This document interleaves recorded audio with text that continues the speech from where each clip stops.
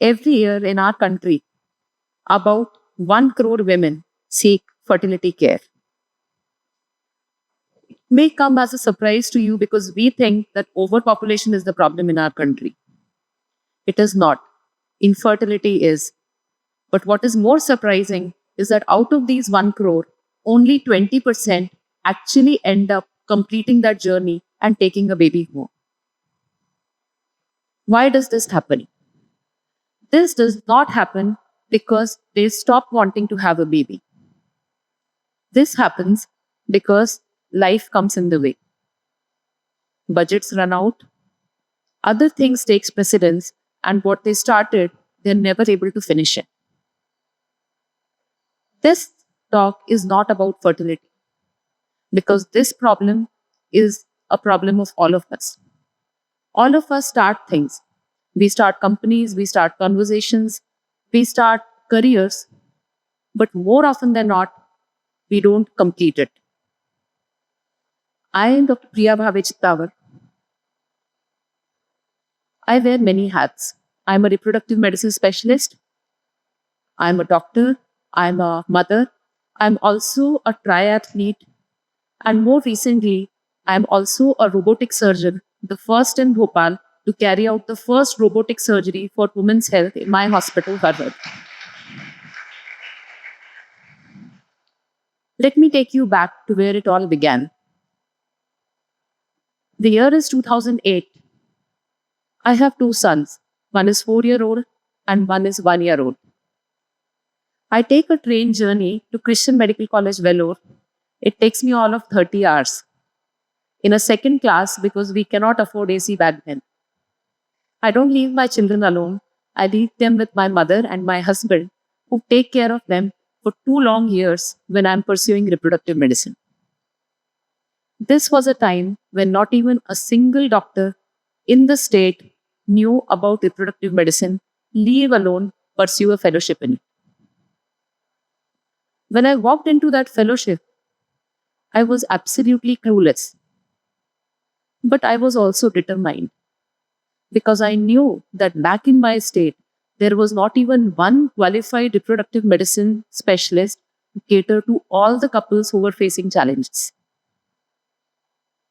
I walked into that clueless, but I came out of that with two things. One is, of course, knowledge and skills.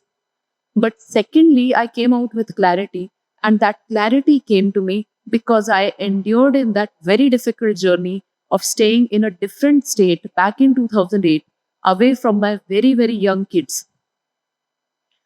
When I came back to MP, I came with a dream.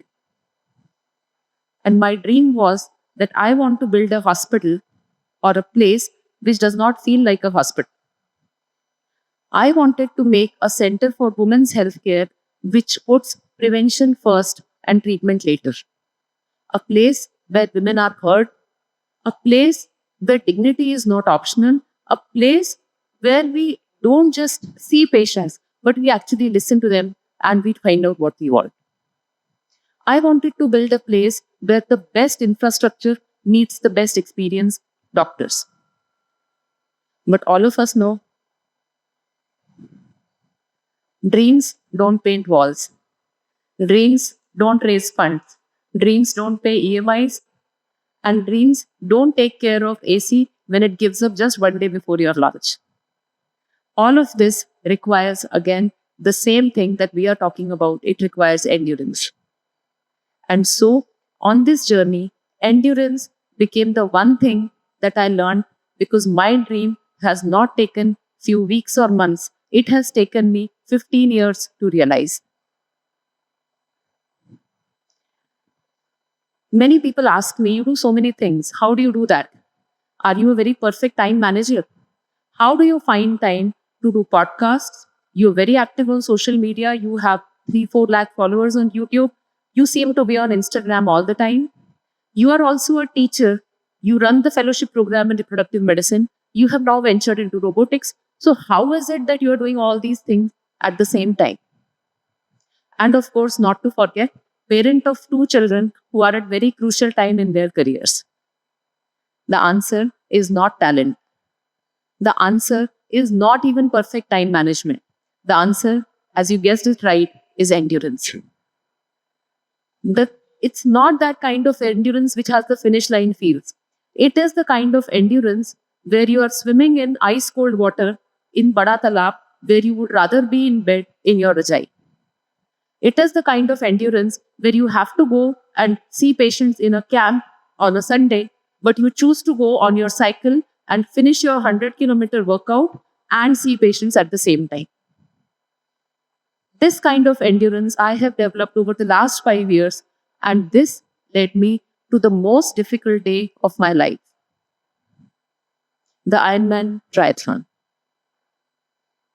I signed up for Ironman and I practiced for it for 5 long years. When I came on the start line, it was Ironman Barcelona. So Ironman, as most of you would know, involves a 3.8-kilometer swim in the sea. It was the rough sea of Barcelona with huge swells and lot of undercurrents that day. It is immediately followed by a 180-kilometer bike ride and immediately followed by a full marathon, 42.2 kilometers. All of this has to be done at a stretch without any breaks. And there is a time cutoff of 16 hours. I stood there for my Ironman Barcelona race and I failed. I was not able to finish my swim on time.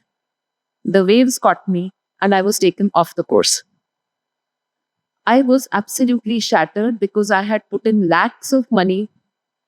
Almost everybody I knew that I was going to Barcelona to participate in this competition.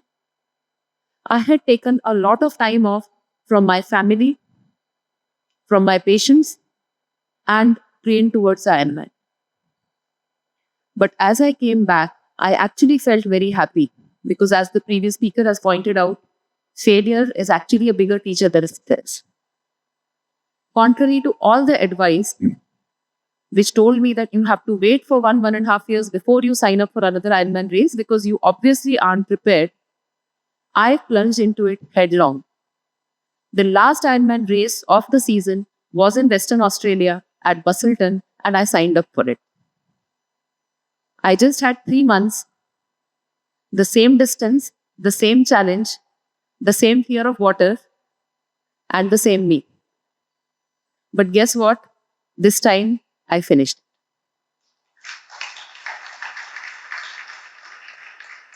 Not just finished, I actually conquered it. And what this taught me actually helped me realize my dream of making a healthcare facility for women. And that was that the real winners don't have talent. The real winners are not special. They are people who just get back up, right up when the life gives them a fall. After this race, this episode has taught me more than anything else that I have learned in my life.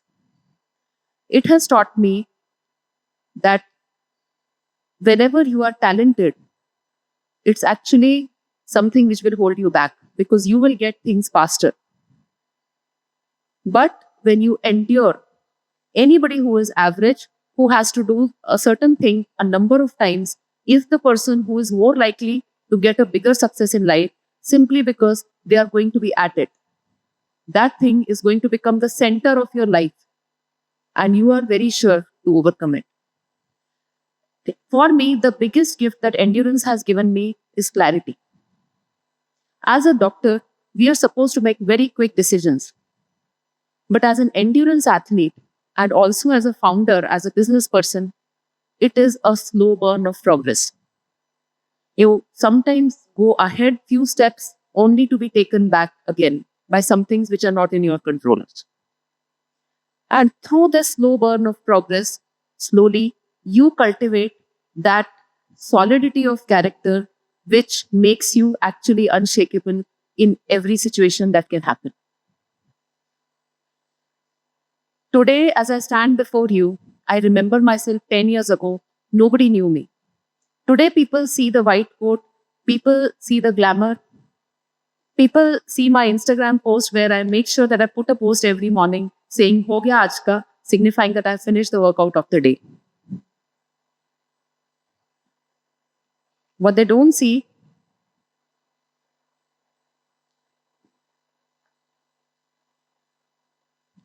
What they don't see is the effort that goes behind getting up at 4 every morning, finishing your workout of the day, then getting on to your work, and then coming back and managing whatever else life has to offer all of us. What is also not visible is the quiet strength that I draw from my mother, who is here today for my TED talk as well, who, as a single mother, brought me up single handedly, stood behind me like a rock as I left home to take care of my dreams, and even today as I start my hospital on my own. This is the kind of generational endurance that nobody speaks about, nobody gives an Ironman medal to. So, friends, this is the last talk in this series on reimagining the future. We all talk about reimagining healthcare, reimagining education, reimagining future.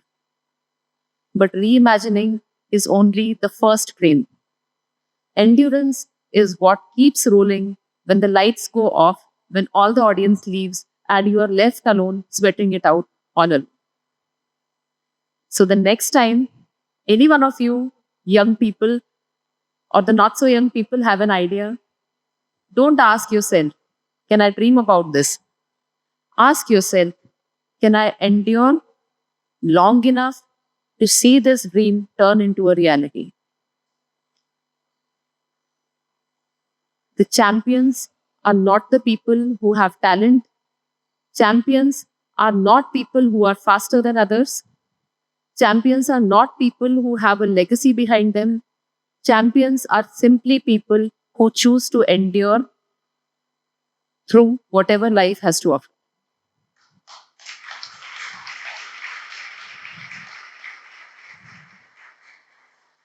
So here I am, still enduring, still building, still going in the morning to Bada Talab for my swim, still climbing uphill, both literally and figuratively. And if you are one of those who is all set on realizing that dream, I am there for you. We are cheering for you. All the best.